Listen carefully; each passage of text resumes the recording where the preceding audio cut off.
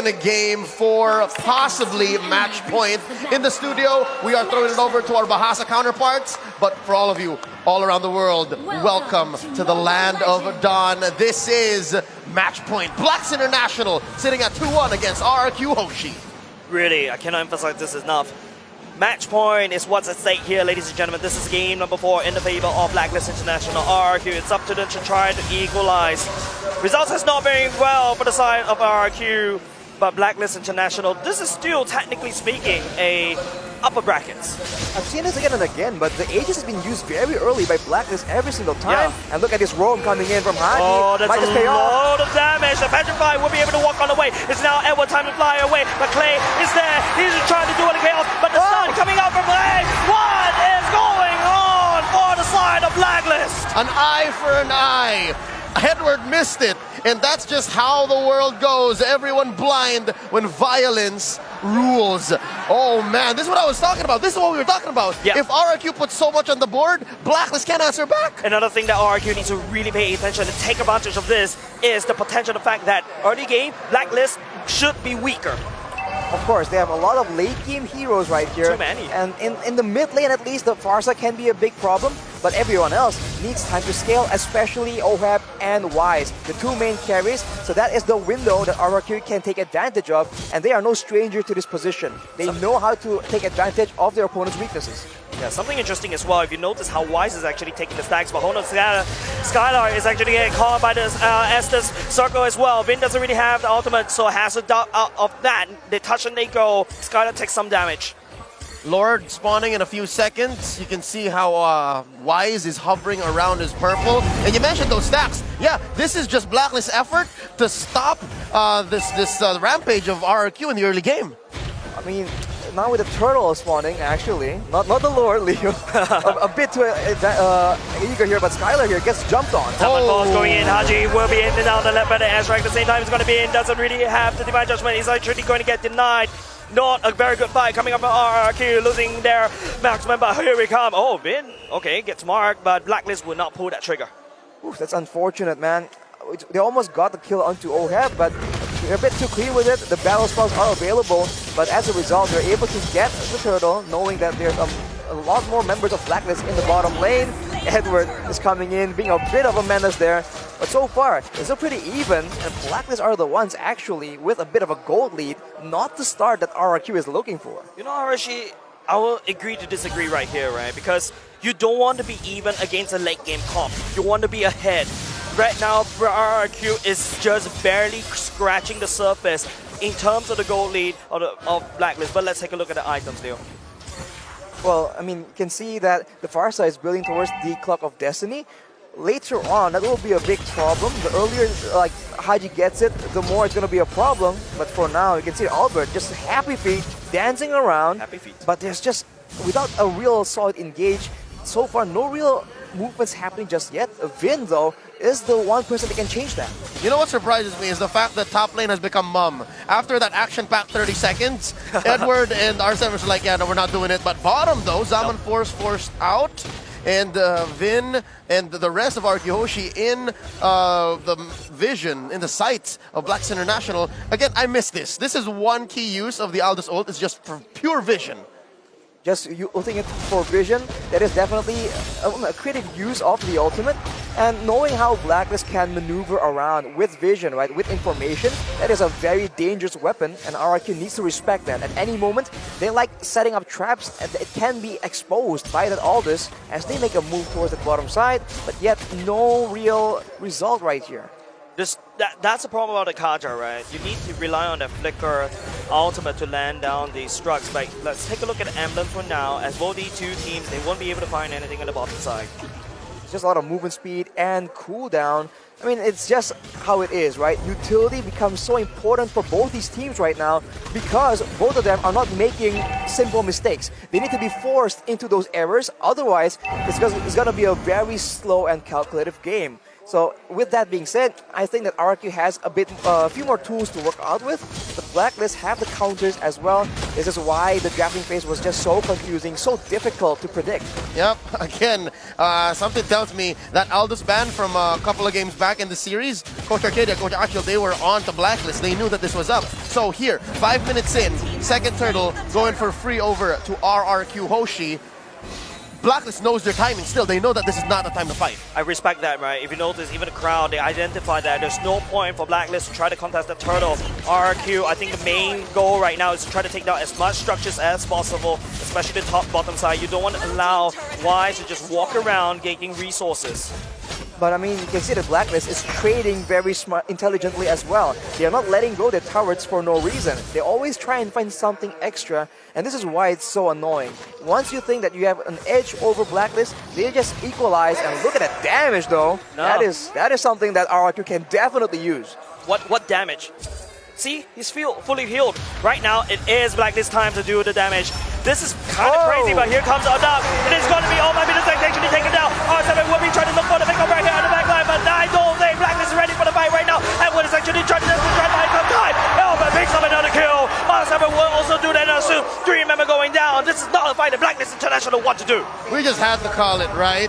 Vin, with just a split second to decide, pulls Oh My Venus into Rrq's death ball, and they get 3 for free. Now they're going to capitalize, push this top lane tier 1, and now the map is much smaller. How can Blacklist recover? I mean, James was saying, what damage? That's the damage you're looking for, man. When they combo the spells properly, that is a lot of potential pickoff for the side of Rrq. It's not just Vin pulling out Oh My Venus to ensure that no healing is done. It's also R7 with his eyes set onto Haji at every single fight, one-shotting him if the Petrify is available. It's not so easy for Blacklist. Again, yes, they have the vision. Yes, they have the box, the space. But when you're fighting a lineup like Rrq has, again, that's a mid-Lunox. Real world manipulation. Sorry, not the real world. Feather airstrike going in. Nothing can be found for now. Skylar doesn't connect the random shot. I think right here, Blacklist International is just desperately buying for time. This gold lead still okay for Rrq, but I think they need to do more. They need to crack open mid lane. They're still leading right now, but they're also working against the clock. The late game is dangerous, but the early game. Edward getting surprised, but he'll be able to get out alive right into the healing hands of All My Venus. That is the question I ask you, Arashi. What damage?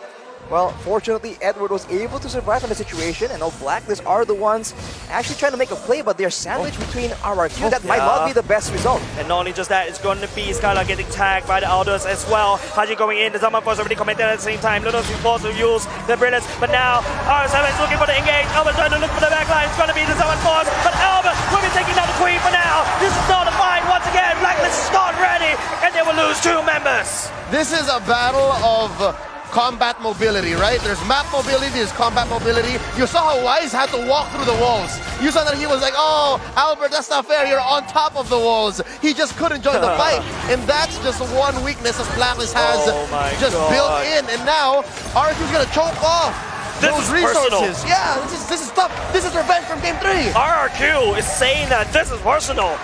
Literally taking away the purple from Blacklist. Looking at the items right here, Blade of Despair and a Malefic Roar competed for Skylar. It's going to be a lot of damage, but looking at R7, he only has the Hunter Strike. That will be plenty to deal with any squishy member. And as you mentioned, Leo, if they can't kite away, if they can't find ways to survive from the Black Dragon, it's going to be a very tough backline play for Blacklist International. And look at the clapback, right? Look at the capitalization of Rrq. Straight up, going for that inhibitor. They popped the shield, they left a little bit of Oh my Venus! No way! Vin going in for the duck! Normal healing from the side of Blacklist, but it is going to be Rrq losing R7 for just that. Wow, that was a great play, but R7 goes in very aggressively, and unfortunately he gets taken out. It might not be the best scenario that Rrq is looking for, but nonetheless, they're taking away all the turrets available for Blacklist, trying to make sure that they have all the macro advantages they need to deal with an Aldous in the late game. You know what's curious is in that engagement, Oh My Venus didn't use the ult, Oh My Venus didn't use the Aegis, so something tells me it was all according to plan. Exactly. Blacklist, oh my goodness, has died probably 2 times already without activating the ult, without activating Aegis. This is not a very good game. Blacklist is still not on form yet. Right now, Rrq, they have the tempo and they're trying to push as much as possible. This is, once again, a little bit too personal against Blacklist.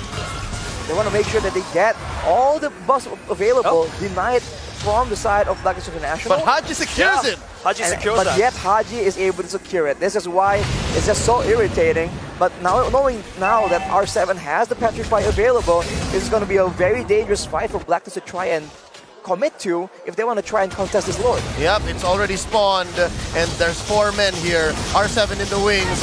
Clay just making sure that they make quick work of it.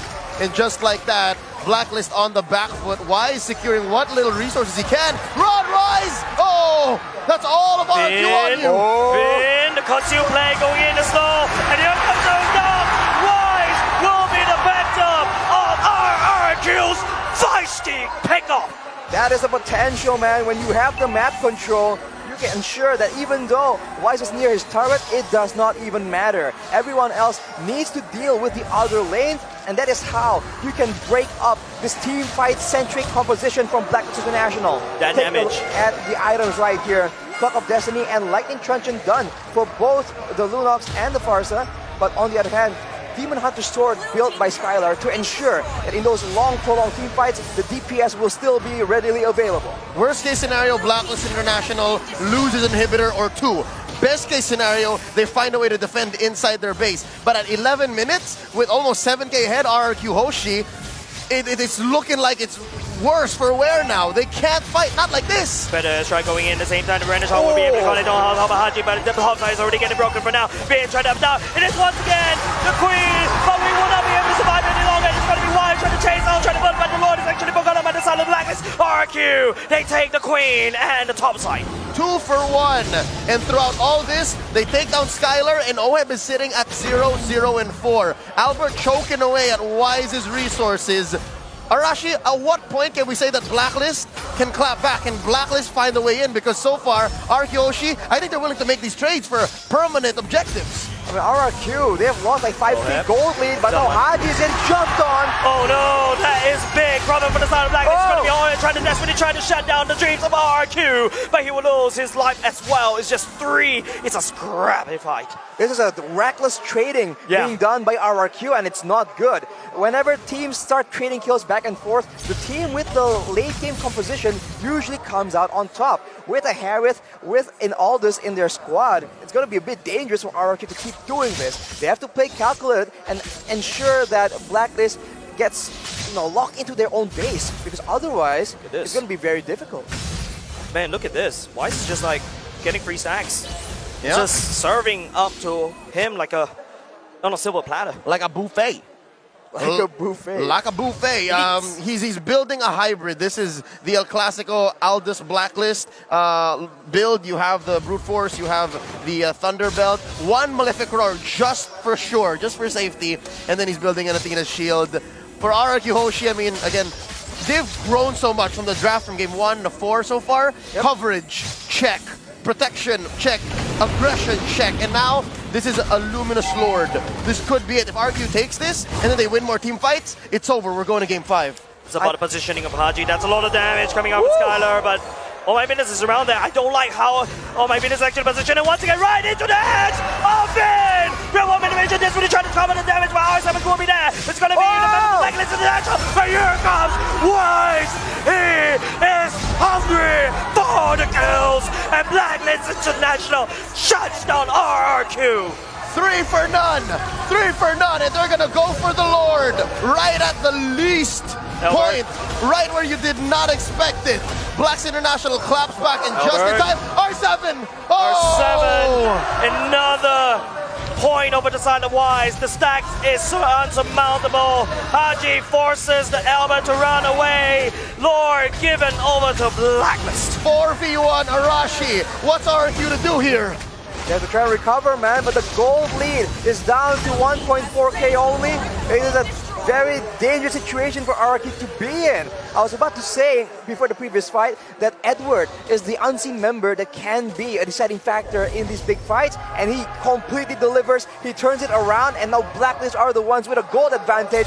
What a disaster for Rrq. Once again, it's so weird to be fighting on this side of the map. Haji activated for the airstrike at the same time, being one won't be able to catch up for anyone for now. It's going to be Rrq zoning the Blacklist zoning Rrq away. For the better part of 15 minutes, I get you, Jays. The fact that we haven't seen Blacklist cross the river in so long, that's just the result of the hard work of the mission accomplished by Agent Zero. You're right, Edward has been doing so much to draw lines across the map to make sure the Blacklist can make moves and can clap back the way they have now. And just like that, the gold lead swings over it. Is that, Albert failed! Albert take it! missed the purple and will get ultimate right now. It's Pandemonium over the side of Rrq as well.